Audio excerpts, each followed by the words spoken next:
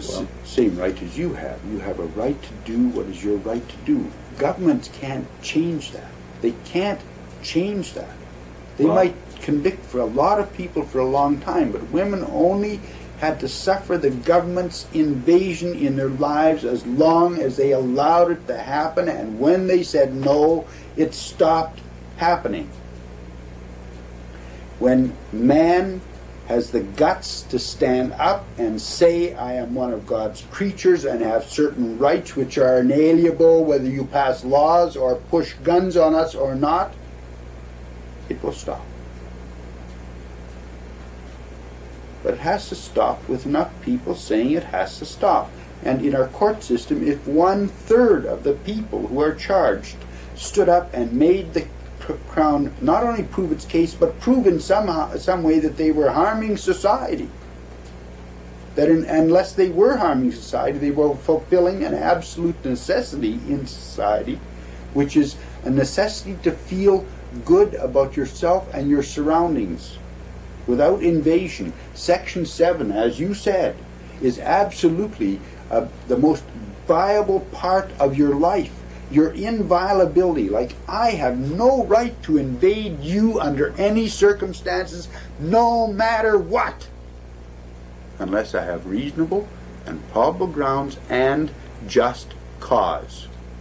That's common law. Just cause. Just cause, yes. Just cause. Cause that you can put before 12 people and say, this is my reason for doing so.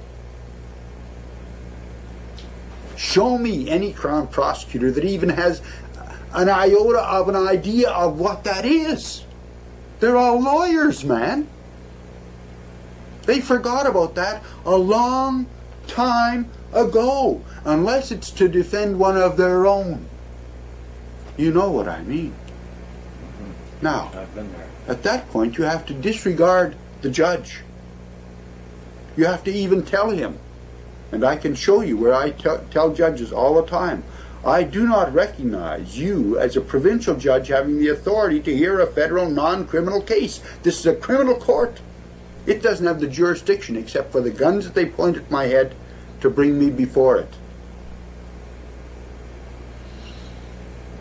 The jury is before the wrong judge. The jury is in the wrong court. But at least they're human beings of the same basic level as me. They're being ordered around. They're being deprived simply because the Crown orders them to be that way.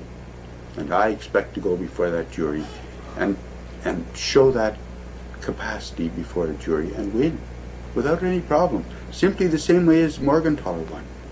He showed a necessity. That's what he showed. That's all there ever is. With all of our brothers and sisters. That's why the Church of the Universe was formed. It was an absolute necessity. Somebody had to articulate the oldest idea in the world again. There is only one God, and we all worship Him, no matter what we call Him.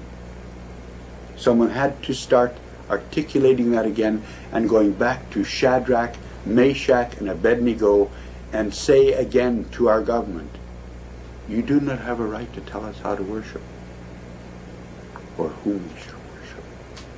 That is each creature's right to choose for himself. Someone had to go back and re-articulate that to our government and to our court system. They keep forgetting. They keep forgetting the oldest idea in the world is that we are all brothers. And we worship the way we want to and the way we choose to. And each creature has a right to do that. That's the oldest idea in the world. That's what the respect of that idea is the founding stone of civilization. That and no other. No other. Because that is the basis for one man not attacking another.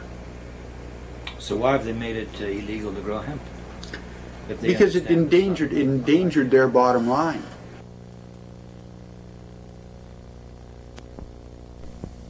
The brothers often take time out for a sample of sacrament. They say any time's the right time to worship. The Church of the Universe has plenty of time for fun, but they take their Tree of Life very seriously, too.